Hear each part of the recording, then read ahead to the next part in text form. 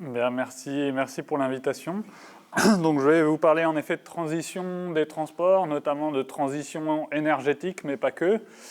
Moi, pour donner quelques éléments de contexte, mes travaux de recherche sont essentiellement à l'échelle de la France, donc je vais beaucoup vous montrer des données et vous parler des enjeux de transition à cette échelle-là, mais on pourra éventuellement élargir sur d'autres aspects aussi, si vous le souhaitez, pendant les échanges qui suivront la conférence. Et puis de la même manière, je vais un peu plus me focaliser sur le transport de voyageurs dans la présentation, mais si jamais vous voulez qu'on échange aussi sur les transports de marchandises, on pourra aussi y revenir dans la partie d'échange. Donc pour commencer cette intervention et prendre un petit peu de recul sur notre mobilité, déjà prendre un peu de recul historique sur l'évolution de nos mobilités sur les 2 derniers siècles, et on peut regarder l'évolution de cette mobilité sur différentes caractéristiques de nos mobilités. À la fois comment évolue le nombre de déplacements qui sont réalisés par jour et par personne, comment évoluent les temps de transport, ou encore comment évoluent les distances parcourues, donc ce qu'on appelle généralement la demande de transport. Et quand on regarde en fait ces 3 différentes caractéristiques de mobilité, bien sûr le passé, malgré les transformations très fortes qu'il y a pu y avoir dans la mobilité, il y a 2 de ces 3 caractéristiques qui sont restées relativement stables. C'est-à-dire que le nombre de déplacements est resté à peu près stable autour de 3 à 4 trajets par jour et par personne, en comptant par exemple qu'un aller-retour domicile-travail ou domicile-études, c'est compté comme 2 déplacements ici. Et puis l'autre élément relativement stable, donc ce sont les temps de transport. On se déplace en moyenne sur l'ensemble de la population autour d'1 heure par jour et par personne. Et donc ce qui fait le lien aussi entre les deux, les temps de transport moyens par déplacement, eux aussi sont restés assez stables historiquement. Donc si on divise 1 heure par 3 à 4 déplacements, on a environ 15 à 20 minutes par trajet. Et à la fois, donc c'est resté assez stable historiquement, mais c'est aussi ce qu'on retrouve aujourd'hui pour les différents modes de transport qui sont utilisés sur les trajets du quotidien, qui vont être utilisés donc sur des durées de l'ordre de 15 à 20 minutes, aussi bien pour la marche que pour le vélo, que pour les transports en commun ou encore la voiture. Par contre, ce qui diffère beaucoup entre ces différents modes de transport, c'est quelle est leur vitesse et du coup, quelle va être la distance parcourue en 15 à 20 minutes.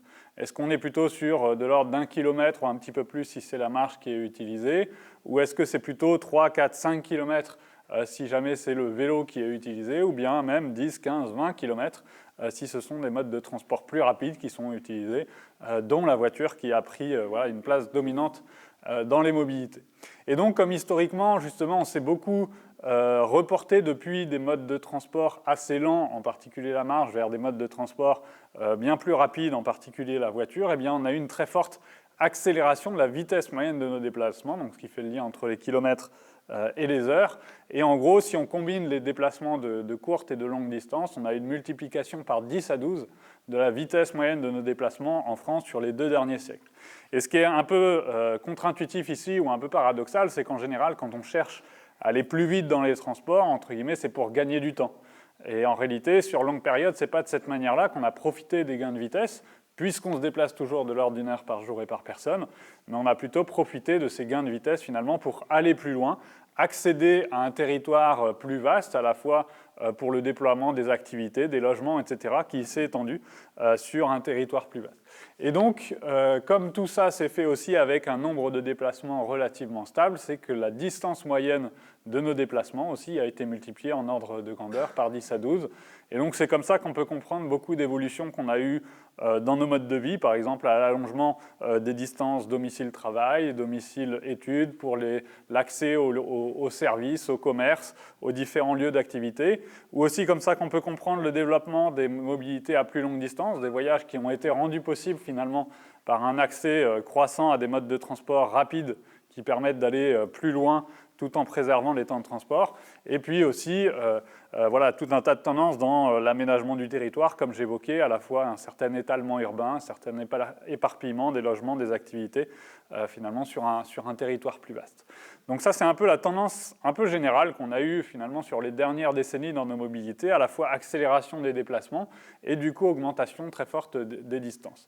Si on regarde maintenant de manière un peu plus détaillé par mode de transport, de quelle manière ça s'est réalisé sur les 2 derniers siècles, avec les estimations qu'on peut retrouver de répartition de l'usage des différents modes de transport. Donc ça, c'est un graphique qui regarde le pourcentage des temps de transport répartis par mode de transport. Donc dans un premier temps, sur le 19e siècle, on voit que c'est la marche qui domine très largement les mobilités, donc toute la partie en bleu clair. Et puis sur le haut du graphique, on a un petit peu de transport attelé, donc attelé aux chevaux, qui s'est développé progressivement sur le siècle. On voit aussi, c'est à partir des années 1830 que le transport ferroviaire de voyageurs se développe en France. Et puis sur la toute fin du siècle, on commence à voir un petit liseré bleu marine qui correspond au début du vélo. Si jamais je prolonge maintenant d'une 50aine d'années jusqu'au lendemain de la Seconde Guerre mondiale, on voit une concurrence bien plus forte entre différents modes de transport. Le vélo et le transport ferroviaire prennent plus de place. La voiture apparaît aussi dans la mobilité en orange tout en haut, les bus et les cars aussi en jaune. Et en gros, le développement de ces différents modes de transport fait disparaître en gros le transport attelé sur cette première moitié du XXe siècle.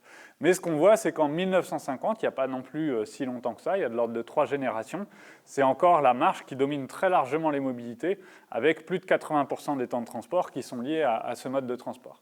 Mais cela ne va plus durer très longtemps pour le coup, parce que si je rajoute jusqu'au début des années 90, on voit à quel point la marche entre guillemets s'effondre en termes d'usage, essentiellement au profit donc, de la partie orange, essentiellement via un report vers la voiture qui devient le mode de transport largement dominant dans les mobilités et qui le reste finalement sur les dernières années, les dernières décennies.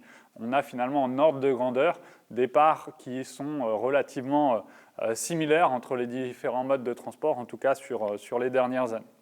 Donc ça, c'est l'image en termes de temps de transport qui, comme j'évoquais, au global, sont restés relativement stables. Par contre, quand on reporte un trajet de 15 à 20 minutes à pied vers 15 à 20 minutes en voiture, comme je l'évoquais tout à l'heure, cette fois-ci, les distances de transport sont en augmentation très importante. Donc si je refais le même graphique, mais cette fois-ci exprimé en distance, on voit à quel point pendant longtemps on était sur des distances de transport qui étaient relativement limitées, une vie à l'échelle assez locale, à l'échelle du quartier, de la ville, du village, etc. Des déplacements à longue distance beaucoup plus rares et réservés qu'à une petite fraction de la population.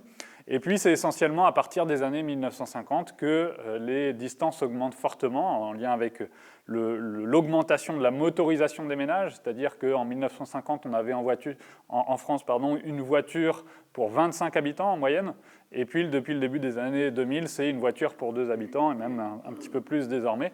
Et donc, c'est beaucoup cette augmentation de la motorisation des ménages qui a porté à la hausse l'usage de la voiture et du coup aussi les distances parcourues en voiture notamment, mais aussi pour d'autres modes de transport qui ont été en croissance, aussi bien le ferroviaire, les bus et les cars, ou encore le transport aérien, notamment sur les dernières années, où on voit une croissance assez significative, hors effet Covid, bien évidemment. Donc ça, c'est l'image en termes d'évolution des distances parcourues réparties par mode de transport. Si on regarde maintenant ces mêmes distances parcourues et leur évolution, non pas en répartition par mode, mais en répartition par énergie de propulsion de ces distances parcourues, eh bien, ce qu'on voit, c'est que pendant longtemps, on avait une mobilité qui était essentiellement basée sur de l'énergie humaine ou de l'énergie mobilité active, comme on peut les appeler, avec essentiellement la marche et puis un petit peu le vélo. Il y a eu un peu de transport attelé, un peu de développement de mobilité motorisée dans un premier temps, surtout avec le charbon, essentiellement pour le transport ferroviaire, avant de disparaître au début des années 70 pour le transport ferroviaire, transport ferroviaire en France. Et puis ce qu'on voit, c'est que finalement l'hypermobilité qu'on a pu avoir ces dernières années, ces dernières décennies, elle a été essentiellement portée par l'usage du pétrole, donc à la fois de l'essence, du diesel ou encore du kérosène pour le transport aérien. Et donc c'est ça qui explique la majeure partie des distances, ou en tout cas nos distances parcourues aujourd'hui sont beaucoup propulsées par le pétrole, dont il va falloir se séparer, donc comme j'y reviendrai ensuite, en termes d'objectifs climatiques qu'on a pu se fixer. Et puis un autre élément qu'on peut voir aussi, c'est que finalement la mobilité électrique, qu'on voit un peu comme quelque chose de nouveau, mais ce n'est pas du tout quelque chose de nouveau si on regarde à l'échelle de l'ensemble des mobilités, notamment en lien avec le transport ferroviaire, qui s'est électrifié déjà depuis pas mal d'années. Les premières lignes de métro en 1900 à Paris, par exemple, étaient déjà des métros électriques. Ça avait déjà un peu démarré sur d'autres lignes de chemin de fer de plus longue distance. Donc c'est surtout ça, jusqu'à maintenant en tout cas, qui a permis un usage de l'électricité dans la mobilité. Maintenant, la nouveauté, entre guillemets, c'est un peu plus de s'appliquer au transport routier. J'y reviendrai bien évidemment tout à l'heure. Donc si on regarde maintenant sur les différents modes de transport et les 3 caractéristiques de mobilité que j'ai évoquées au début, finalement ce qu'on retrouve, c'est que aussi bien en nombre de déplacements qu'en temps de transport ou encore en distance parcourue, c'est la voiture qui domine très largement les mobilités, avec quasiment 2/3 de nos mobilités du coup qui sont liées à la voiture. Devant ensuite la marche, si on raisonne en nombre de déplacements ou encore en temps de transport, bien qu'on ait trop souvent tendance à oublier un peu ce mode de transport à la fois dans les débats ou dans les politiques publiques de mobilité. Et puis ensuite devant les transports en commun ferroviaire, donc en vert, les transports en commun routier en jaune, ou encore devant le vélo, qui donc là c'était une enquête de 2019, c'est la dernière enquête très détaillée qu'on peut avoir en France, où donc on était à 2,5% de part des déplacements qui étaient réalisés en vélo, et aujourd'hui c'est plutôt 3-4%, mais ce qui reste assez faible comparé à d'autres modes ou à d'autres pays qui ont davantage développé le vélo que ce qu'on peut l'avoir fait en France jusqu'à maintenant. Et puis si on regarde maintenant aussi en termes de, alors comme en termes de distance parcourue, cette fois-ci le deuxième mode c'est le transport aérien, comme on le voyait un petit peu tout à l'heure sur un autre graphique. Et puis en termes d'émissions, c'est de nouveau la voiture qui domine largement les émissions de CO2, de la mobilité des voyageurs, et puis devant le transport aérien, en sachant que pour le transport aérien, il n'y a pas que les émissions de CO2 qui vont avoir un effet réchauffant sur le climat. Il y a aussi les traînées de condensation qu'on peut voir parfois dans le ciel qui vont avoir plutôt un effet réchauffant, ou encore les émissions de NOx, d'oxyde d'azote, qui dans la haute atmosphère vont aussi entraîner des transformations chimiques qui vont elles aussi plutôt avoir un effet réchauffant. Et du coup, il faudrait multiplier en gros par 2 à 3, c'est ça souvent les ordres de grandeur qui sont donnés, pour avoir une vue un peu plus globale des impacts climatiques du transport aérien. Et si seulement on multiplie par 2 ici et qu'on rajoute aussi l'amont de production des carburants, c'est-à-dire ce qu'il faut comme énergie ou ce qu'il y a comme émissions liées à la production des carburants pétroliers ou encore de l'électricité, on voit dans tous les cas que c'est la voiture qui domine assez largement en termes d'impact climatique de nos mobilités, mais quand même que le transport aérien, deuxième, est quand même loin d'être négligeable, surtout quand on compare à des niveaux de pratique qui peuvent être assez limités quand on regarde en pourcentage des temps de transport, ou bien évidemment encore plus si on raisonne en nombre de déplacements, étant donné que ce sont des déplacements particulièrement rares, mais particulièrement lointains et donc aussi assez émetteurs. Donc ça, c'est l'image, disons, de la part des différents modes de transport, tout déplacement confondu. Mais bien évidemment, les différents modes de transport ne vont pas être utilisés sur les mêmes types de trajets. Par exemple, si on compare la marche et le transport aérien, c'est particulièrement évident. Et du coup, on peut regarder quelle est la part des différents modes de transport suivant les différentes catégories de déplacement. Donc là, en fait, la taille des bulles représente le pourcentage de nos déplacements qui sont réalisés de 1 à des déplacements quelque part de moins d'1 kilomètre, mais ils sont 17%. On a plus de la moitié de nos déplacements qui sont sur des distances entre 1 et 10 km. Alors on pourrait dire notamment un peu le domaine de pertinence cette fois-ci davantage du vélo, hein, qui malgré tout reste très faible en bleu marine sur ce type de déplacement-là. Et puis on retrouve les 0,1%, donc là cette fois-ci dominé par le transport aérien, de déplacement à plus de 1000 km. Donc ça c'est l'image en termes de nombre de déplacements. On voit que les déplacements relativement courts sont quand même particulièrement nombreux, mais ce sont des déplacements plus courts aussi en termes de durée. Donc là, il va y avoir un peu une déformation vers le haut si on raisonne en temps de transport, ou encore plus si on raisonne en distance parcourue, où là, cette fois-ci, c'est 17% de déplacements courts, eh bien, ils vont représenter 0,5% des distances parcourues par les Français. Et par contre, les 0,1% de trajets à plus de 1000 km, eh bien là, cette fois-ci, vont représenter plus de 20% des distances et aussi des parts similaires en termes d'émissions de gaz à effet de serre. Donc c'est aussi important de regarder, suivant les différents critères, suivant finalement les questions qu'on se pose en termes d'émissions, ce qu'on voit, c'est que c'est en général un peu plus proportionnel aux distances parcourues, notamment qu'il y a une grosse partie de nos émissions qui sont en quelque sorte sur les longs trajets du quotidien, donc sur des distances entre 10 et 100 km. Et puis sur d'autres aspects, on voit qu'il y a quand même beaucoup de notre déplacements qui peuvent passer à des modes de transport actifs, en particulier à la marche, comme c'est déjà le cas sur les déplacements les plus courts, ou encore davantage au vélo sur les trajets un peu plus longs en termes de potentiel. Mais ces trajets-là, en tout cas, représentent malgré tout une part un peu plus limitée en termes de distance ou encore en termes d'émissions. Donc ça, c'est quelques chiffres un peu clés pour se rendre compte de la part des différents modes en termes de pratiques de mobilité, en termes d'émissions également. Et puis je vous ai dit que je parlerai un petit peu moins de transport de marchandises, mais quand même pour mettre en comparaison ces différents éléments-là.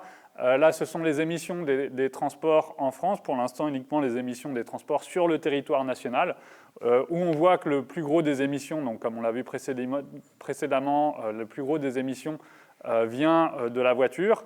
Ensuite, il y a les poids lourds, donc côté transport de marchandises, et puis ensuite les véhicules utilitaires légers, ça va être les camionnettes, en gros, qui peuvent servir aussi bien pour de la livraison des derniers kilomètres, par exemple, ou encore pour des usages professionnels, d'artisans, etc., plutôt cette fois-ci du transport de voyageurs en quelque sorte, plus que du transport de marchandises. Donc on voit en tout cas que c'est le transport routier qui domine assez largement dans les émissions. Et aujourd'hui, pour donner un ordre de grandeur, en gros, c'est 34% des émissions nationales qui sont liées au transport. Et donc, pour simplifier, disons à peu près un tiers des émissions qui sont liées au transport. Et à l'intérieur de ces émissions des transports, on peut de nouveau parler en tiers. En gros, il y a 2 tiers des émissions des transports qui sont liées au transport de voyageurs, et puis 1 tiers lié au transport de marchandises. Donc ça veut dire que sur l'ensemble des émissions nationales, on a un peu plus de 20% pour les voyageurs, un peu plus de 10% pour le transport de marchandises, notamment dominé par le transport routier de marchandises, donc avec des poids lourds ou encore des camionnettes. Et un des éléments un peu biaisés qu'on peut avoir sur cette comptabilité-là, alors il y en a plusieurs hein, quand on rentre un peu dans les détails, là, notamment il n'y a pas la production des carburants, la production des différents moyens de transport, des infrastructures de transport, etc. Mais un autre biais, c'est que bien souvent les transports internationaux, qui sont ici en hachuré et du coup que j'ai rajouté sur la droite du graphique, ne sont généralement pas inclus finalement dans les inventaires d'émissions qu'on a et pas inclus non plus dans l'objectif climatique qu'on a pu se fixer en France de neutralité carbone à l'horizon 2050. Pour l'instant, c'est sur un périmètre qui n'inclut pas les transports internationaux qui pourtant sont dominants en termes d'émissions, notamment pour le transport aérien ou aussi pour le transport maritime, où là, c'est davantage du transport maritime de marchandises qui va être concerné sur les transports internationaux.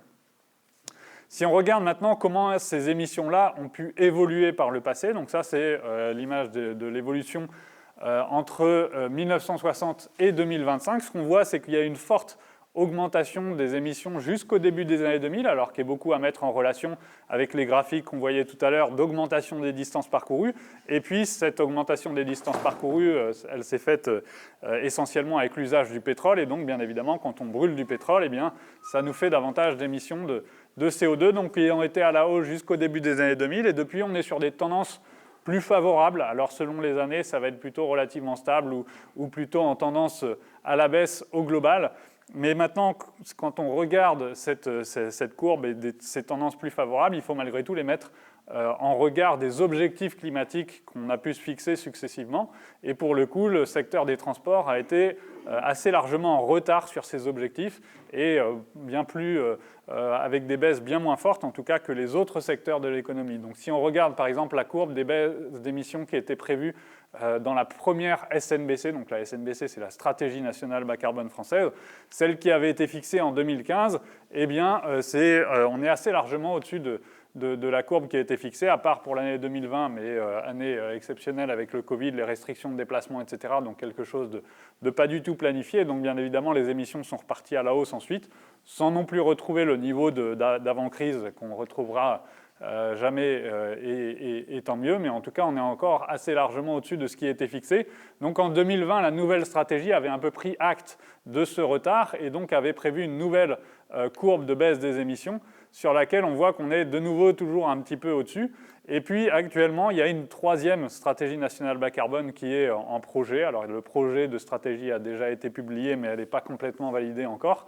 Et en gros, il y a un objectif à l'horizon 2030 qui est encore plus ambitieux que ce qu'on pouvait avoir sur ces dernières années, notamment parce qu'au niveau de l'Union européenne, les objectifs à l'horizon 2030 ont été rehaussés en termes d'ambition.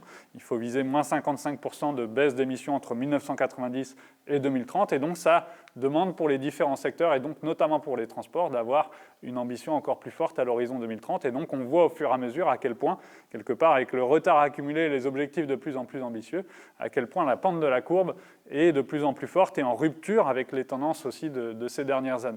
Donc, un besoin de rupture en termes de tendance dans les toutes prochaines années. Et puis, ce qu'on voit, c'est qu'à l'horizon 2050, en gros, il faut complètement se séparer du pétrole dans les transports terrestres. C'est-à-dire que d'ici 24 ans, désormais, il ne faut plus qu'il y ait une seule goutte de pétrole qui soit consommée, aussi bien dans les voitures que dans les poids lourds, que dans les véhicules utilitaires légers, les bus, les cars, les trains, les deux-roues motorisés ou encore les bateaux de transport fluvial.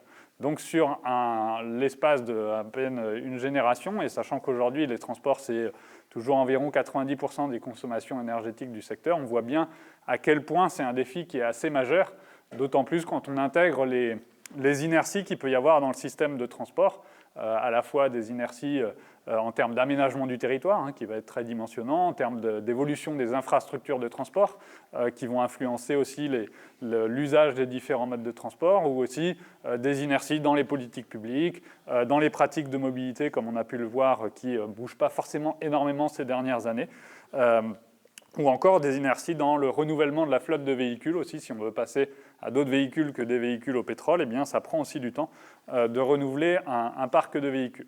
Donc on a un défi qui est assez majeur dans cette transition des mobilités, qui est de répondre aux défis climatiques, notamment en termes de baisse des émissions de gaz à effet de serre, au vu de l'ampleur du défi que représente le changement climatique et de l'ampleur des ruptures qui sont attendues, comme on le voyait précédemment. Pour autant, il ne faudrait pas non plus résumer la transition des mobilités uniquement à l'enjeu climatique, dans le sens où il y a aussi d'autres impacts, à la fois environnementaux, sociaux ou encore sanitaires, des impacts sur la santé ou sur la qualité de vie qu'on peut avoir en lien avec nos mobilités ou plus globalement en lien avec les transports.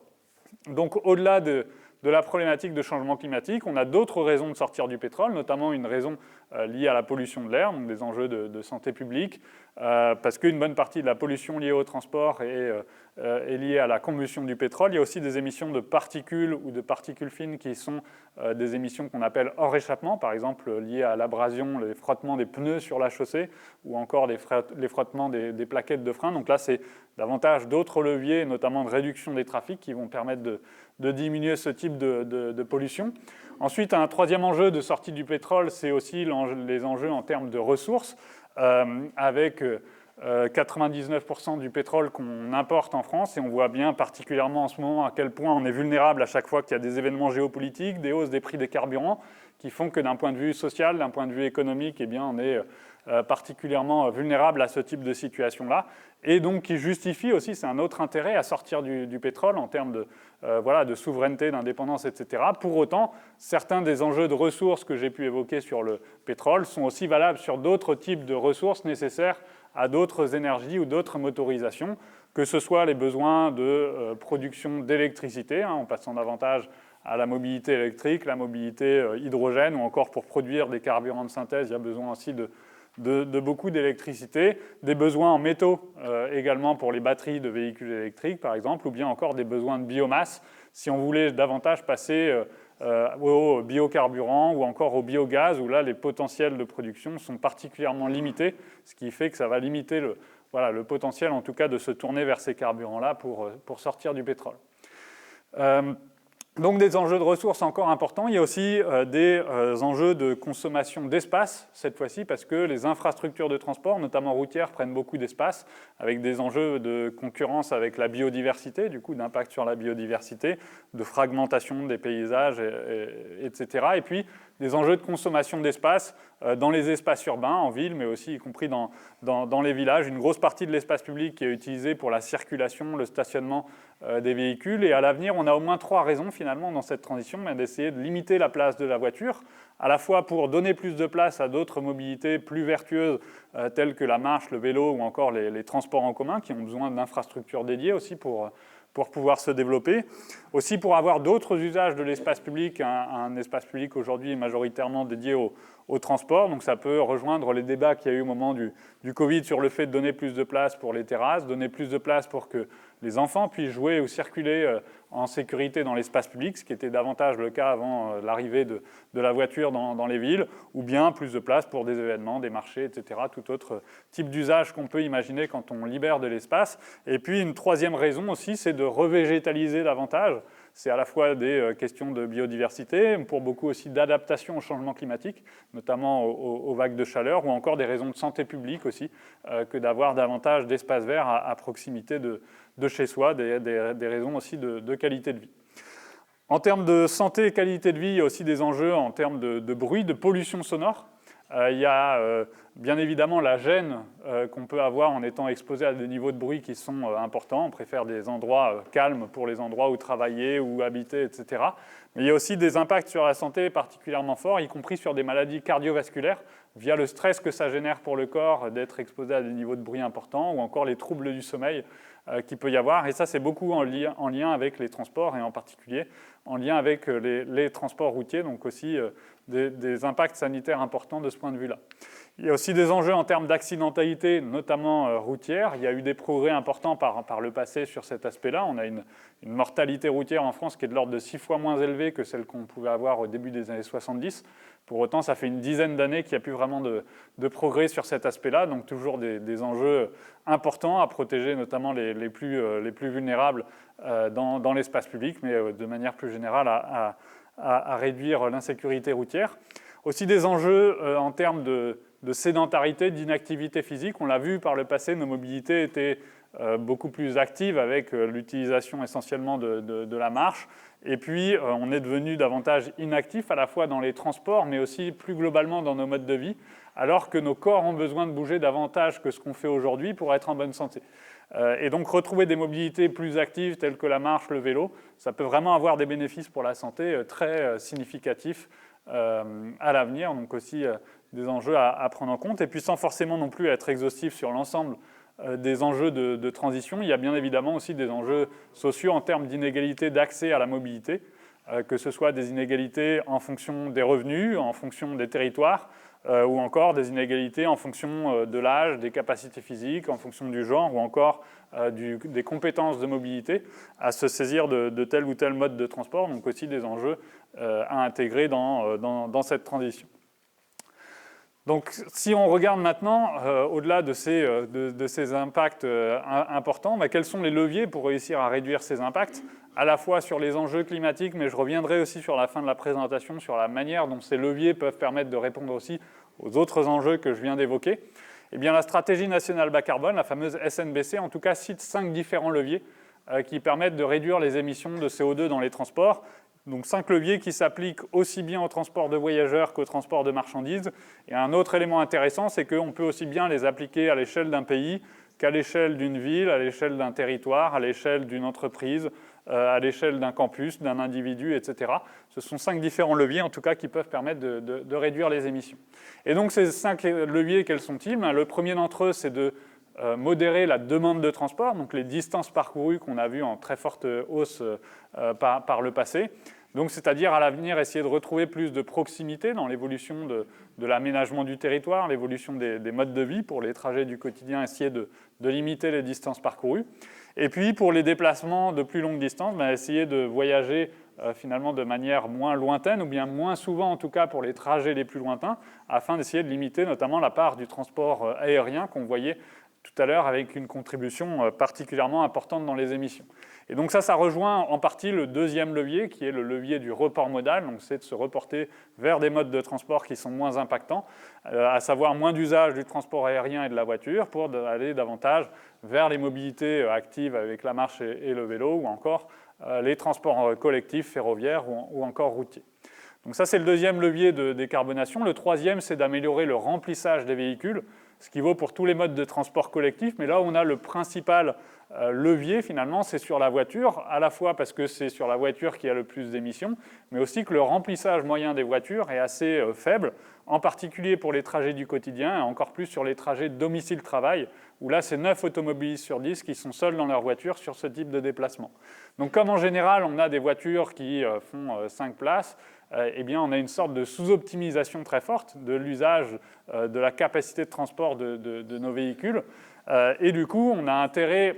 on a un peu deux manières de mieux optimiser ça. C'est soit développer du covoiturage pour mieux remplir ces véhicules et du coup en faire circuler moins potentiellement.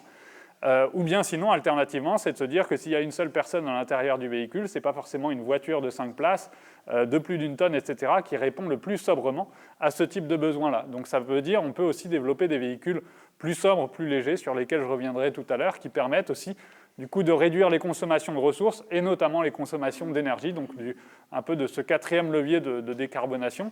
Et puis dans ces autres leviers de baisse des consommations d'énergie des véhicules, il y a aussi des leviers plutôt de sobriété, un peu comme tous les premiers leviers que j'ai pu évoquer, tels que l'éco-conduite, ça peut être le 110 km/h sur autoroute ou de manière générale d'avoir une conduite qui soit plus souple et moins consommatrice d'énergie.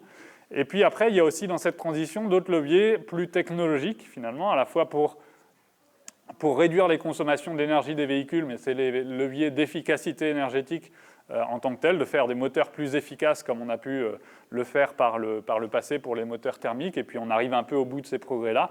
Donc à l'avenir, c'est plutôt en électrifiant qu'on aura davantage de gains en termes de baisse des consommations d'énergie des véhicules, les moteurs électriques étant plus efficaces que les moteurs thermiques. Et puis enfin, l'électrification se retrouve aussi en partie dans le cinquième et dernier levier, qui est le levier de décarbonation de l'énergie ou de baisse de l'intensité carbone de l'énergie, qui consiste à passer du pétrole, une énergie fortement émettrice de CO2, à d'autres énergies qui le sont moins, c'est-à-dire notamment l'électrique qui va s'imposer pour les transports routiers, et puis en complément d'autres énergies, que ce soit l'hydrogène, les biocarburants, le biogaz ou encore les carburants de synthèse, en particulier pour les modes de transport qui sont les plus difficiles à électrifier, donc je pense notamment au maritime ou encore au transport aérien, et à condition bien sûr que ces énergies-là soient produites de manière aussi bas carbone et aussi durable que possible si on veut que ce soit intéressant de les solliciter dans la transition. Donc ce qu'on voit, c'est que les leviers de transition, un peu comme les défis précédemment d'ailleurs, sont assez variés et qu'on a un certain nombre d'entre eux donc, qui sont plutôt des leviers de sobriété, d'autres plutôt technologiques. Et si on regarde comment est-ce qu'ils ont évolué historiquement, si je vous la fais un petit peu en résumé, ce qu'on voit, c'est que historiquement, les leviers de sobriété ont plutôt joué dans le mauvais sens, c'est-à-dire plutôt dans le sens de l'augmentation des émissions. C'est-à-dire qu'on n'a pas vraiment été dans le sens de la sobriété, vu qu'on a fait de plus en plus de kilomètres, comme on l'a vu, de plus en plus en voiture, encore en transport aérien, qu'historiquement aussi le remplissage moyen des voitures a plutôt baissé, on a plutôt décovoituré historiquement, et pour autant, même si on est de moins en moins nombreux en moyenne par voiture, les voitures sont devenues de plus en plus grosses, de plus en plus lourdes, etc. Donc sur les leviers de sobriété, on n'a pas vraiment été dans le bon sens. Sur les leviers technologiques, on a été davantage dans le bon sens, notamment via des gains d'efficacité que j'évoquais, mais ça n'a pas été suffisant pour pouvoir avoir des baisses d'émissions particulièrement fortes. Et puis, quelque part, on a un peu profité de ces gains, un peu sous forme d'effet rebond, pour justement aller plus loin, utiliser davantage la voiture que d'autres modes de transport, etc., avoir des véhicules plus gros en lien avec certains gains qu'on a pu avoir de ce point de vue-là. Et donc, ce qu'on voit, en tout cas, quand on regarde les scénarios de prospective et la rupture qui est attendue en termes de baisse d'émissions, c'est que, bien évidemment, il va falloir solliciter l'ensemble de ces 5 différents leviers de manière beaucoup plus ambitieuse que ce qu'on fait actuellement, si on veut réussir à atteindre les objectifs climatiques, rattraper le retard qu'on peut avoir à court terme, ou bien, à 2050, avoir la bonne contribution pour réussir à atteindre les objectifs climatiques, notamment de neutralité carbone à l'échelle de l'ensemble de l'économie. Et pour autant, ce qu'on observe en tout cas dans les politiques publiques, mais y compris dans les discours politiques actuellement, que ce soit au niveau du gouvernement ou même de l'Union européenne, c'est qu'il y a un focus beaucoup plus important sur les leviers technologiques que sur les leviers de sobriété qui sont beaucoup moins sollicités aujourd'hui dans les politiques publiques. Et notamment la transition des mobilités, essentiellement envisagée sous l'angle de la transition technologique, finalement, industrielle, vers le véhicule électrique, depuis la voiture thermique vers le véhicule électrique, sans forcément avoir autant d'attention sur les autres leviers de décarbonation. Donc, dans un premier temps, on va regarder justement cette question du véhicule électrique, à quel point la voiture électrique, finalement, c'est le pire ou le meilleur des véhicules. C'est un peu de cette manière-là que la question peut se retrouver régulièrement dans le débat public. Et il y a un peu deux manières, finalement, de répondre à cette question-là. Dans un premier temps, sous l'angle du climat, en tout cas. J'évoquerai d'autres aspects ensuite. Eh bien, la première manière d'y répondre, c'est de comparer la voiture électrique avec la voiture thermique. Donc, de comparer par technologie laquelle est la plus vertueuse. Et en l'occurrence, on a une dizaine d'analyses qui ont regardé cette question en France sur cette comparaison voiture thermique et voiture électrique. Et toutes concluent à une baisse très significative des émissions quand on passe à l'électrique. Au minimum, une division par 2 des émissions jusqu'à une division par 5 selon les analyses et les hypothèses qui vont être prises. Donc là, on est à peu près à une division par 2,5. Et ce qu'on voit, c'est que malgré le surplus d'impact à la production de la voiture électrique, notamment en lien avec la production de sa batterie, eh bien, les émissions à l'usage ensuite sont tellement plus faibles que sur l'ensemble du cycle de vie, on a des émissions qui sont bien plus faibles. Et donc ça va faire de l'électrification et du passage à la voiture électrique notamment un levier absolument indispensable pour atteindre les objectifs climatiques. On n'a pas de scénario de transition en France qui existe et qui permettent d'atteindre la neutralité carbone en 2050 sans électrifier massivement les voitures et même y compris d'autres modes de transport routier comme j'évoquais tout à l'heure. Pour autant, même si c'est indispensable, ce sera aussi insuffisant. Comme j'évoquais, il faut aussi solliciter les autres leviers que j'ai présentés précédemment. Et pourquoi c'est insuffisant? Pour plusieurs raisons. On peut citer 3 raisons. À la fois le fait que la voiture électrique, ou la voiture même électrique quelque part en quelque sorte, est loin d'être zéro émission, surtout quand on prend en compte la production du véhicule. Une autre raison, c'est que le temps de renouvellement du parc est assez lent. C'est-à-dire que l'année dernière, on était à 20% des ventes en 2025 qui étaient des voitures électriques pour les ventes de voitures neuves. Et pour autant, sur l'ensemble du parc, aujourd'hui, on est à un petit peu plus de 4% des véhicules en circulation qui sont électriques. Donc ça veut dire que 96% de nos véhicules sont encore thermiques ou hybrides, en tout cas consomment au moins en partie du pétrole. Et donc on voit bien qu'à très court terme, en tout cas, c'est assez insuffisant pour avoir des baisses d'émissions qui sont très significatives. Et puis la troisième raison, finalement, c'est que si on prend un peu sous une autre forme la question de la voiture électrique meilleure ou pire des véhicules, si cette fois-ci on fait une comparaison par type de véhicule et qu'on compare la voiture électrique non pas à la voiture thermique mais à d'autres modes de transport ou d'autres véhicules qui sont plus sobres, j'aurais pu mettre aussi le train électrique, le bus électrique, là il y a la mini-voiture électrique, le vélo ou encore d'autres véhicules un peu entre les deux que j'évoquerai tout à l'heure. Eh bien, ce qu'on voit ici, c'est que finalement, dans un système de mobilité à l'avenir qui va de plus en plus se tourner vers l'électrique, eh bien, la voiture, en étant parmi les modes de transport les plus consommateurs de ressources, restera parmi les modes de transport les plus impactants pour l'environnement, notamment en termes d'impact climatique, mais pas que. Et donc, ça justifie, au-delà de l'électrification, bien évidemment, de solliciter d'autres types de leviers de sobriété pour aller vers un moindre impact climatique, mais aussi au global sur d'autres aspects que j'ai pu évoquer tout à l'heure. Et donc, notamment, parmi les leviers de sobriété qu'on peut solliciter, il y a aussi le fait de tester davantage, finalement, un type de levier qu'on a assez peu exploré jusqu'à maintenant, qui est de développer des véhicules qu'on peut appeler un peu intermédiaires entre vélo et voiture. Certains les appellent les vélis aussi, qui sont, pour certains, si on prend la catégorisation vraiment la plus large, qui peuvent être un peu des sortes de vélos augmentés. Par exemple, le vélo assistance électrique, on pourrait déjà un petit peu le mettre dans cette catégorie-là entre le vélo classique et la voiture. Et on voit déjà que le vélo assistance électrique séduit beaucoup plus d'anciens automobilistes que le vélo classique. C'est-à-dire qu'il y a un changement d'usage assez fort avec simplement le fait en quelque sorte d'ajouter une batterie, une assistance électrique. Ça ne rajoute pas énormément d'impact environnemental, mais pour autant ça permet beaucoup plus facilement de remplacer des trajets en voiture. Et puis il y a d'autres types de véhicules de ce type-là, alors des vélos cargo pour emporter plus facilement des charges ou emporter des enfants, des vélos pliants pour faire plus facilement de l'intermodalité avec les transports en commun, ou encore des vélos adaptés aux personnes à mobilité réduite, des vélos taxis, etc. Ou encore des speed pedelecs. Là, ce sont des sortes de vélos à assistance électrique qui sont assistés jusqu'à 45 km/h. Donc légalement, ce ne sont plus des vélos, mais en termes d'efficacité énergétique, c'est très proche d'intérêt environnemental, c'est très proche du vélo assistance électrique, et la vitesse un peu plus élevée permet plus facilement de pouvoir utiliser ce type de véhicule sur des distances un petit peu plus longues ou pour des trajets dans des zones périurbaines ou encore rurales. Et puis, si on part de la voiture, qu'on essaie d'aller vers des modèles beaucoup plus légers par rapport aux voitures actuelles, eh bien, on tombe sur les mini-voitures qui ont des versions à 80 ou encore 90 km/h.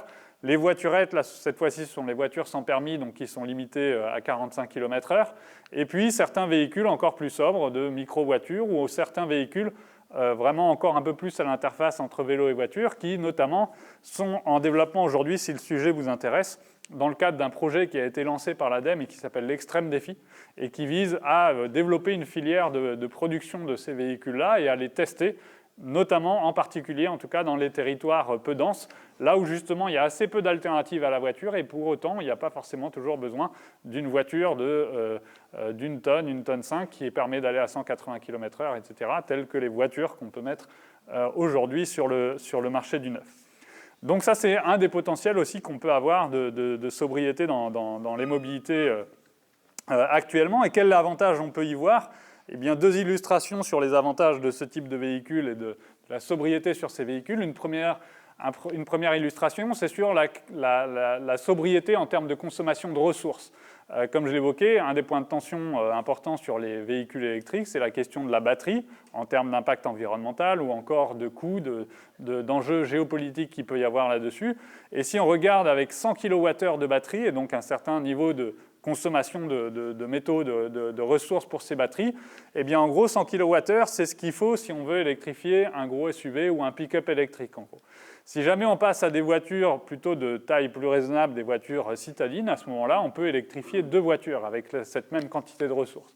Et si on passe à des véhicules intermédiaires, même parmi les moins sobres des véhicules intermédiaires que j'évoquais, des quadricycles ou mini-voitures, là, cette fois-ci, on est plutôt à un ordre de grandeur de 16 quadricycles ou mini-voitures qui peuvent être produits toujours avec cette même quantité de ressources, à la fois parce que ce sont des véhicules qui consomment moins d'énergie par kilomètre parcouru, mais aussi parce qu'ils vont avoir une autonomie qui est plus limitée, plutôt calibrée sur les trajets du quotidien, plutôt que sur les quelques rares trajets à plus longue distance. Et un des intérêts qu'il peut y avoir, notamment pour certains de ces véhicules aussi, c'est de pouvoir s'adapter. Il y a un potentiel notamment pour les ménages multimotorisés. En gros, en France, il y a 35% des ménages qui ont 2 voitures, voire rarement plus. Et donc, on peut se dire que ces ménages-là n'ont pas besoin de 2 voitures qui sont calibrées pour faire partir la famille en vacances. Quelque part, il peut y avoir une voiture calibrée comme telle, et donc avec une autonomie assez importante, ou en tout cas, même si on peut faire des recharges sur les trajets, qui est calibrée pour des potentiels longs trajets. Par contre, l'autre véhicule peut plutôt être calibré sur des trajets du quotidien, donc avec une autonomie de quelques dizaines de kilomètres, qui peut suffire pour l'immense majorité des usages du quotidien. D'autant que la dernière enquête de mobilité nous montrait qu'en moyenne en France, les Français ont seulement 6 voyages par an à plus de 80 km du domicile.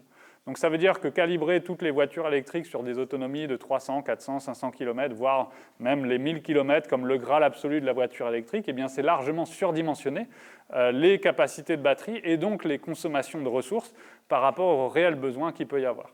Et puis enfin, si je passe au vélo à assistance électrique, donc là parmi les plus sobres des véhicules que j'évoquais tout à l'heure, là cette fois-ci on est sur 200 véhicules qui peuvent être électrifiés avec cette même capacité de batterie et cette même quantité de ressources. Et puis un autre intérêt qu'on peut avoir à aller vers des véhicules qui sont plus sobres, c'est la question du coût et de l'accessibilité de ces véhicules électriques. On sait que c'est le premier frein, en gros, en fait, à l'usage des véhicules électriques, c'est justement le coût élevé qu'il peut y avoir à l'achat. Et ce qu'on voit sur ce graphique, c'est pour chaque point, c'est quel est le prix à l'achat des voitures électriques en fonction de leur poids. Et en gros, ce qu'on voit, c'est que pour une voiture électrique d'environ 1 tonne, on est à peu près à 20 000 €. Pour une voiture électrique de 2 tonnes, on est à peu près à 50 000 €. Et donc, à chaque fois qu'on augmente le poids du véhicule électrique de l'ordre de 100 kg, on augmente son prix environ de 3 000 €. Donc ça, c'est sans compter les éventuelles aides qu'il peut y avoir ici. Mais ce qu'on voit, c'est que si on veut passer à des véhicules électriques plus accessibles ou les rendre plus accessibles au plus grand nombre, eh bien, ce sera notamment en allant vers des véhicules qui sont plus sobres, plus légers par rapport à aujourd'hui. C'est aussi en développant davantage le marché de l'occasion, parce que 85% des ménages en fait, achètent leur voiture sur le marché de l'occasion. C'est assez rare finalement ceux qui achètent directement des voitures neuves, où un peu plus de la moitié des voitures neuves en France sont achetées en particulier par les entreprises. Donc c'est aussi en développant l'occasion qu'on pourra avoir des coûts bien moins élevés pour l'électrique. Et d'ailleurs aujourd'hui sur le marché de l'occasion, c'est les motorisations électriques qui sont les plus favorables d'un point de vue du coût complet des véhicules. C'était déjà le cas avant la hausse des prix des carburants et ça l'est bien évidemment encore plus actuellement. Si on regarde maintenant sur les différents types de mobilité qu'on peut avoir, tout à l'heure je vous ai fait un graphique avec les différentes distances de déplacement de différents types de trajets de 1 km jusqu'à plus de 1000 km. Si on regarde quel type de sobriété développer à l'avenir dans nos mobilités par rapport à ce qu'on peut avoir aujourd'hui, eh bien on peut regarder ça en fonction des différentes distances de déplacement. Donc on se considère généralement la longue distance au-delà des 80 ou 100 km de distance. Et puis un autre élément qui est très important bien évidemment dans la mobilité, dans les pratiques actuelles ou aussi ce qu'on peut développer comme alternative à l'avenir, c'est à quel point on est sur des territoires où les flux de déplacement sont importants ou pas. En gros, à l'intérieur des grandes villes ou entre les grandes villes, eh bien, il y a des flux de déplacement qui sont particulièrement forts. Et puis, à l'intérieur des zones rurales, les communes rurales sont définies par leur faible densité de population. Il y a aussi une plus faible densité de flux de déplacement, bien évidemment. Et donc, ce n'est pas les mêmes niveaux de pratique qu'on peut avoir aujourd'hui ou qu'on pourra développer à l'avenir. Si maintenant, sur ce graphique de droite que j'animerai progressivement ensuite, on regarde quels sont les modes de transport qui dominent aujourd'hui sur ces différentes catégories de déplacement, eh bien, on a le transport aérien, comme on l'a vu, qui domine au-delà des 1000 km à parcourir. On a la marche qui domine sur les trajets inférieurs à 1 km, et en particulier davantage encore dans les grandes villes que dans les communes rurales.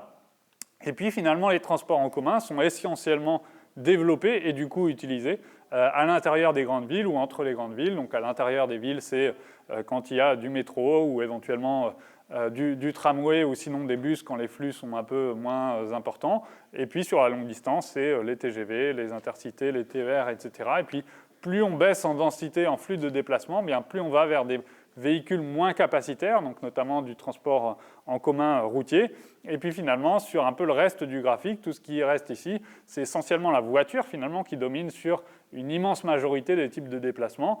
Dès qu'on est au-delà en dessous des 1000 km, au-delà des 1 km à parcourir et qu'on n'est pas déjà sur des zones où les transports en commun sont déjà particulièrement développés, eh bien c'est la voiture qui domine largement les mobilités. Et donc une sorte de couteau suisse de la mobilité qui a été développé, y compris à des endroits où on aurait d'autres alternatives plus sobres, plus vertueuses, du coup, dans le cadre de cette transition, par rapport aux usages qu'on peut avoir actuellement de voitures individuelles assez largement dominantes. Donc si on essaie de faire évoluer tout ça à l'avenir, c'est essayer de limiter la part de la voiture et du transport aérien, comme je l'évoquais, et donc de développer les autres alternatives. Et donc ces autres alternatives, quelles sont-elles selon les types de déplacements, eh bien, ça dépendra notamment des distances. Sur les plus courtes distances, bien évidemment, on peut favoriser davantage la marche par rapport à aujourd'hui. C'est le mode de transport par excellence le plus vertueux, donc avec des potentiels de développement aussi par rapport à aujourd'hui. Et puis, bien évidemment, la marche sera un peu limitée ensuite en termes de distance à parcourir. Donc c'est là que le vélo peut prendre le relais, un mode de transport particulièrement vertueux aussi et bon pour la santé, avec un potentiel de développement bien plus fort par rapport à aujourd'hui, surtout quand on se compare par exemple aux Pays-Bas. Ils ont un niveau de pratique quasiment 10 fois plus élevé que celui qu'on peut avoir en France.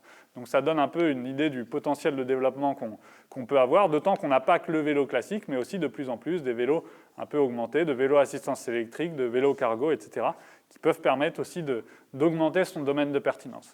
Et puis un peu de la même manière que pour la marche, mais cette fois-ci à des distances plus élevées, le vélo, au bout d'un moment, sera un peu limité en termes de distance à parcourir. Donc c'est là que sur les plus longues distances, on peut privilégier autant que possible les transports en commun, en particulier les transports en commun ferroviaires électriques. Là, c'est ce qu'on a de plus efficace sur la longue distance, à condition bien sûr que les flux de déplacement soient suffisants pour rendre pertinent ce type d'alternative-là. Si jamais on a plusieurs centaines de personnes à déplacer, eh bien, le transport ferroviaire sera très très efficace. Si on est sur quelques dizaines de personnes à transporter, à ce moment-là, on va plutôt être sur le domaine de pertinence des bus et des cars.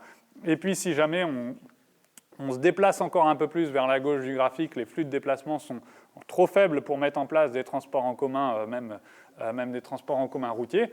À ce moment-là, on tombe sur la voiture qui ne disparaît pas d'un système de mobilité durable, mais à ce moment-là, la voiture partagée avec du covoiturage sur ce type de déplacement-là. Et puis, si on n'arrive pas à mettre en place du covoiturage ou que même les flux ne sont pas suffisants pour développer ce type de pratique-là, eh bien finalement, c'est ici qu'on va avoir le principal domaine de pertinence de ces véhicules intermédiaires entre vélo et voiture que j'évoquais tout à l'heure, quand les distances sont trop importantes pour le vélo classique ou même le vélo assistance électrique, mais pour autant qu'on n'a pas forcément besoin d'une voiture de plus d'une tonne, 5 places, etc., si c'est pour une ou deux personnes à l'intérieur du véhicule. Et puis enfin, sur les autres alternatives qu'on peut citer, que ce soit sur la longue distance ou sur des trajets un peu ponctuels du quotidien, pour des ménages qui n'auraient pas de voiture parce qu'ils utilisent au quotidien la marche, le vélo, les transports en commun, ou à l'avenir parce qu'ils auraient un véhicule intermédiaire qui est assez limité en termes d'autonomie, eh bien de temps en temps, via de l'autopartage, ça peut être pertinent justement de pouvoir accéder à une voiture quand on ne la possède pas, mais qu'on en a besoin ponctuellement dans l'année. Et puis un autre élément qui est important pour les longs trajets ou pour les trajets du quotidien, c'est tout le côté intermodalité à faciliter, que ce soit avec des vélos pliants, du stationnement vélo en gare ou encore d'autres modes de transport, si ça peut permettre, notamment sur les longues distances, d'utiliser davantage les transports en commun plutôt que la voiture ou encore le transport aérien. Sachant que pour le transport aérien, toute la difficulté, c'est que finalement, là, il n'y a pas vraiment de solutions alternatives de mobilité qui peuvent rendre les mêmes niveaux de service que le transport aérien, à savoir par exemple de partir à l'autre bout du monde pour quelques jours. Il n'y a que le transport aérien qui peut permettre cela. Il n'y a pas d'autres modes plus sobres pour cela. Et c'est là où, comme on a assez peu d'alternatives technologiques à court terme pour réussir à décarboner le transport aérien, ou qu'elles ne sont pas suffisamment à l'échelle à plus long terme en termes de consommation de ressources pour réussir à sortir du pétrole, c'est pour ça aussi qu'il faudra bien planifier quelque part la sobriété sur l'évolution de l'usage du transport aérien, sur l'évolution des trafics, pour réussir aussi justement à sortir du pétrole pour ce mode de transport-là. Et puis un dernier élément sur ce graphique-là, ce qu'on voit, c'est qu'entre l'image de gauche des mobilités actuelles et celle un peu du type de solution ou du type de pratique vers lesquelles il faudrait essayer de tendre en termes de sobriété, ce qu'on voit, c'est qu'on est sur une diversité bien plus forte des modes de transport à développer à l'avenir pour réussir à répondre aux différents besoins. Il n'y a pas de solution magique, en tout cas, qui permettrait de répondre sur tout type de trajet, par exemple à l'usage de la voiture individuelle. Il va falloir combiner différentes alternatives suivant les distances, suivant les territoires, pour réussir, au moins en partie en tout cas, à limiter cette dépendance actuelle qu'on peut avoir à la voiture. Et puis, une dernière diapositive de contenu avant de passer à la conclusion et vous donner la parole. J'ai déjà un peu dépassé mon temps. Mais je vais faire assez résumé sur ce graphique, sur le tableau qui peut paraître un peu impressionnant. En gros, l'idée, c'est de reprendre les 5 leviers de décarbonation que je vous ai évoqués, de voir à quel point ils permettent ou pas de répondre aux autres enjeux de transition que je vous ai évoqués au-delà du climat. Alors, de répondre aux enjeux de pollution de l'air, de consommation de ressources et notamment de métaux, de pollution sonore, consommation d'espace, sédentarité, etc. Et la bonne nouvelle de ce tableau, au global en tout cas, c'est qu'il y a beaucoup plus de vert que de orange, c'est-à-dire beaucoup plus de co-bénéfices à solliciter ces différents leviers que de nouveaux impacts ou d'impacts supplémentaires qu'il pourrait y avoir. Et notamment quand on regarde les deux colonnes sur la droite de leviers plutôt de sobriété et d'autres plutôt technologiques, il y a beaucoup plus de co-bénéfices sur les leviers de sobriété qu'on sollicite moins pour l'instant aujourd'hui dans la transition. Et pour prendre une illustration à ça, en gros, comme j'ai évoqué, la meilleure des technologies ou la moins mauvaise des technologies pour remplacer les voitures au pétrole qu'on a aujourd'hui, c'est de passer de la voiture au pétrole à la voiture électrique. Et à ce moment-là, on y gagne d'un point de vue climatique, comme je l'ai évoqué, sans forcément complètement supprimer ces impacts-là. On y gagne aussi sur la pollution de l'air ou encore sur la pollution sonore. Par contre, ça ne change rien sur d'autres aspects, comme les enjeux de consommation d'espace, d'accidentalité ou encore de sédentarité, d'inactivité physique. En termes de coûts de la mobilité, ça reste des coûts qui sont assez importants aussi au global. Et là où il y a des enjeux supplémentaires, en particulier, c'est sur la question des métaux, qui n'est pas non plus un enjeu nouveau pour les voitures. Une voiture thermique, c'est déjà plus d'une tonne de métaux en tant que telle. Mais là, c'est pour certains des métaux critiques nécessaires pour les batteries de véhicules électriques qui posent un certain nombre de défis aussi. Et puis quand on regarde sur l'alternative plus sobre, disons, à la voiture thermique dominante aujourd'hui dans les mobilités, eh bien, c'est de passer par exemple au vélo ou à certains véhicules intermédiaires entre vélo et voiture. On voit que ça marche aussi bien pour la marche que pour le vélo. C'est un mode de transport, ce sont des modes de transport qui cochent beaucoup plus de cases dans la transition parce qu'à la fois très peu émetteurs de gaz à effet de serre, avec une pollution de l'air, une pollution sonore quasiment négligeable, des consommations d'énergie, de ressources, d'espace qui sont particulièrement limitées, et puis des avantages aussi d'un point de vue de l'activité physique et de la santé qui sont particulièrement forts, en plus d'être aussi un mode de transport assez peu coûteux qui peut permettre d'essayer de réduire les inégalités sociales dans l'accès à la mobilité. Et donc on voit en tout cas qu'on a un intérêt davantage à solliciter plus que ce qu'on le fait aujourd'hui la sobriété, non seulement parce que ça va être indispensable pour atteindre nos objectifs climatiques, mais aussi parce que c'est des types de leviers qui permettent aussi de répondre plus simultanément davantage aux différents leviers qu'on peut avoir, aux différents défis qu'on peut avoir dans la transition. Et puis je vais juste afficher ça, si vous voulez, un bref récapitulatif de ce que j'évoquais. Et désormais, je vous laisse la parole pour les questions, les commentaires, etc., que ça vous amènerait. Merci de votre attention, en tout cas.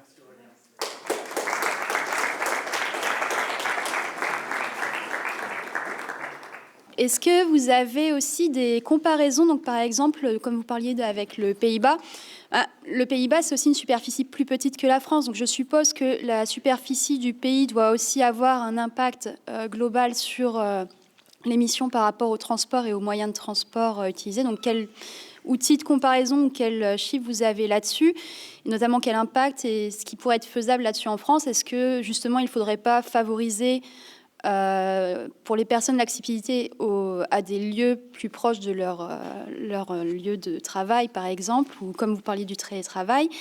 Ça, c'est une première question. Et la seconde, c'est qu'en fait, je n'ai pas du tout vu l'aspect par rapport aux moyens maritimes, donc tout ce qui va être les déplacements en ferry ou les déplacements de voyage comme ça. Est-ce que c'est parce que l'impact est trop minime, trop difficile à comparer finalement? Parce que c'est vrai que plutôt que prendre l'avion, est-ce que ça reste intéressant de prendre le ferry en comparaison? Je sais d'expérience que ça reste très consommant. Donc voilà, par rapport à tout ça. Merci. Oui, alors sur la première question sur les Pays-Bas, alors les Pays-Bas, c'est en effet un pays qui a une pratique du vélo particulièrement élevée. Pour autant, ils ne sont pas vertueux sur tous les aspects de la transition des mobilités. En l'occurrence, leurs émissions par personne sont à peu près similaires à celles de la France. Après, c'est difficile d'isoler exactement quels sont les effets qui pourraient jouer là-dessus, mais ils ont y compris une place de la voiture qui reste importante, des déplacements à longue distance, que ce soit pour le quotidien, pour les vacances, qui restent importants et qui reposent beaucoup sur la voiture ou également sur le transport aérien, etc. Et ce qui fait qu'ils ont des émissions par personne qui sont assez similaires à celles de la France. Là où ils ont des émissions encore plus fortes, c'est sur le fluvial ou encore sur le maritime, mais là on ne peut pas leur accorder tout l'impact qu'ils ont parce que pour beaucoup c'est aussi pour des marchandises qui vont transiter, y compris vers la France, vers d'autres pays, etc. Étant donné qu'ils ont des ports maritimes, notamment Rotterdam, particulièrement dynamiques, ou encore un transport fluvial aussi en intérieur qui est particulièrement dynamique. Après, un des éléments aussi sur la question de la densité, en effet, ce qui est souvent cité, c'est que les Pays-Bas, c'est un pays en termes de densité de population qui est 4 fois plus importante qu'en France.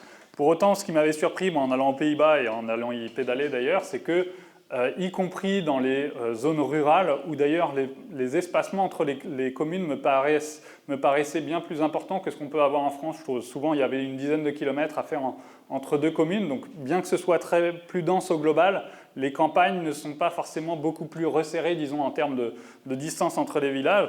Et pour autant, même quand il y avait 10 km entre deux villages, il y avait des pistes cyclables séparées, sécurisées, etc.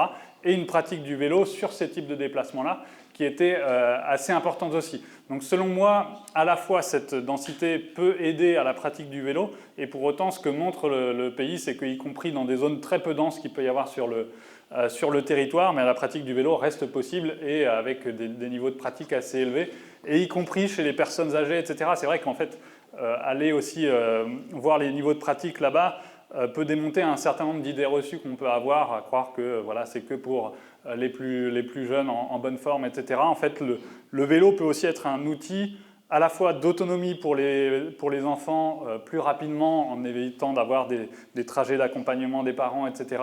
Être plus autonome plus rapidement, mais aussi en faire un outil de maintien en bonne forme pour les personnes âgées, aussi de continuer à avoir une activité physique assez douce et pouvoir continuer à se déplacer aussi quand des fois des problèmes de santé peuvent aussi compliquer, y compris d'ailleurs l'usage de la voiture, par exemple avec des problèmes de vue, etc.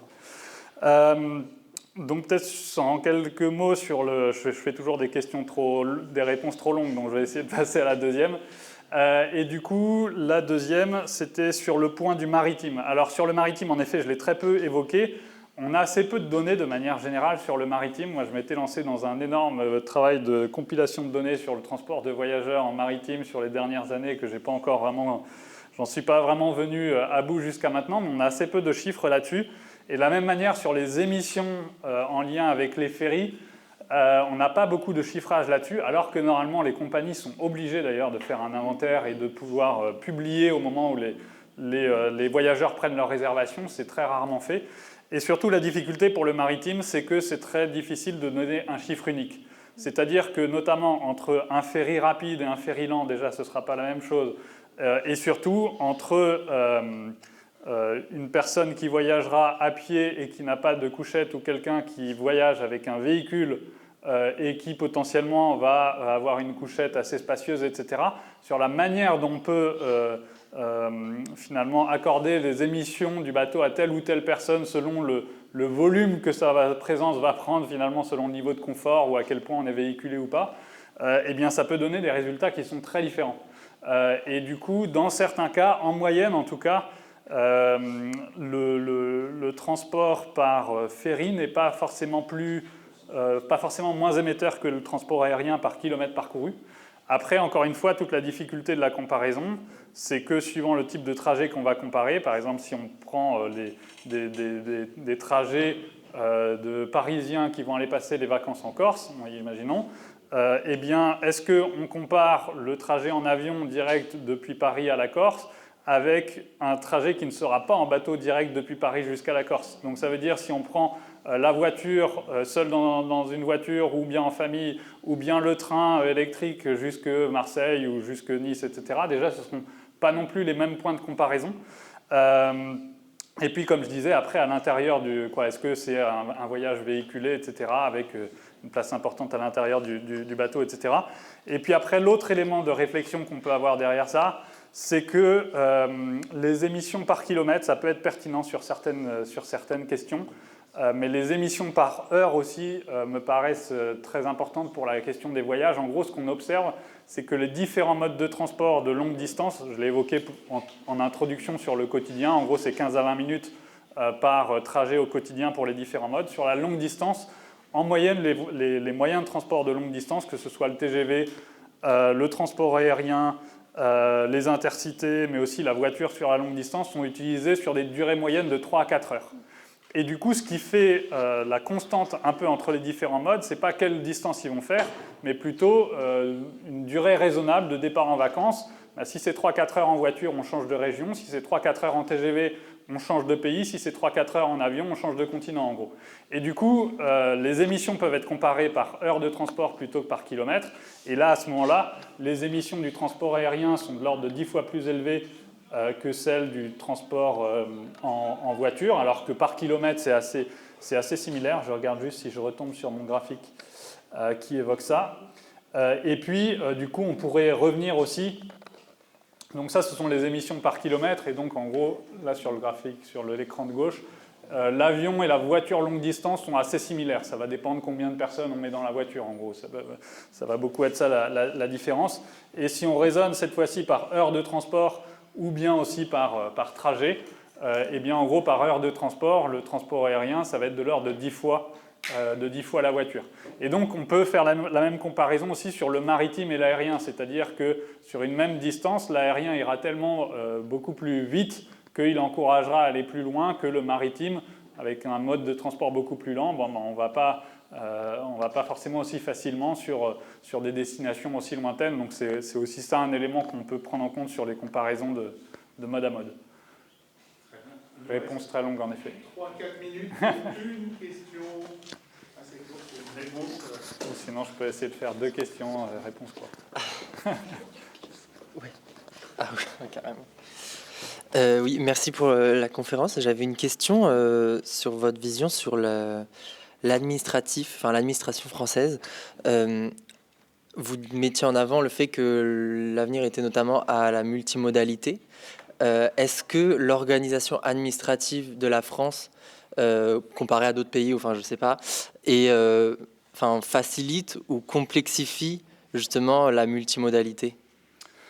C'est une bonne question. Je n'aurais pas vraiment de point de comparaison avec les autres pays. Ce qui est sûr, c'est que la compétence transport, elle est dispersée entre de nombreux acteurs et que du coup, ça peut être difficile de mettre en commun, de faire coopérer, d'avoir cette cohérence entre les différents acteurs, entre à la fois de plus en plus de choses qui dépendent de l'Union européenne, notamment sur les véhicules, sur les stratégies climatiques, l'État bien évidemment dans les investissements, les grandes orientations qui peuvent être données, les objectifs climatiques, etc., les financements pour beaucoup d'aspects, les régions de plus en plus qui ont un rôle assez structurant maintenant. Donc ça, c'est quand même des choses qui ont été améliorées en termes de gouvernance des mobilités depuis la loi d'orientation des mobilités de 2019, qui ont donné plus de compétences du coup aux régions, et puis selon les endroits, aux intercommunalités qui pouvaient récupérer la compétence de mobilité. Donc il y avait beaucoup d'endroits en fait, qui n'étaient pas couverts par une autorité organisatrice des mobilités, c'est-à-dire que les plus grandes villes en avaient une qui pouvait mettre en place des offres de transport en commun, etc. Mais pour beaucoup de communes rurales, d'intercommunalités, etc., elles n'avaient pas forcément cet équivalent de structure qui organisait la mobilité sur le territoire. Donc déjà, ça, c'est un progrès qu'il y a pu y avoir de ce point de vue-là. Suivant les régions, donc c'est des fois la région qui s'occupe de tout, des fois c'est les intercommunalités qui ont pris la compétence, et puis quand elles ne l'ont pas prise, c'est la région qui le prend. Et après, pour les autres échelons, il y a bien évidemment les communes qui jouent aussi notamment sur la voirie, les départements sur les voiries départementales, etc. Donc il faut réussir à mettre tout ça en commun, ce qui n'est pas forcément évident pour avoir des stratégies cohérentes. Après, c'est pas quelque chose qui, ça peut complexifier sans forcément non plus empêcher en tout cas la mise en place des différents leviers que j'évoquais et des différentes solutions de décarbonation entre guillemets.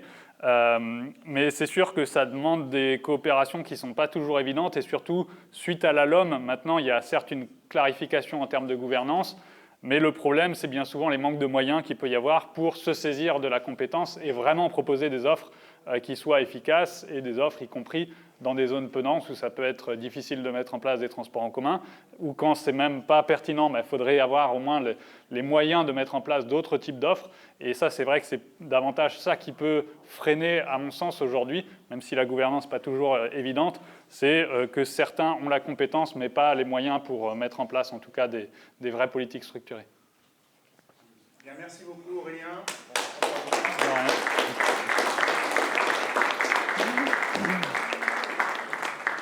Pour cette partie, parce que certains vont en cours ou en DS. Ouais. Si vous avez d'autres questions,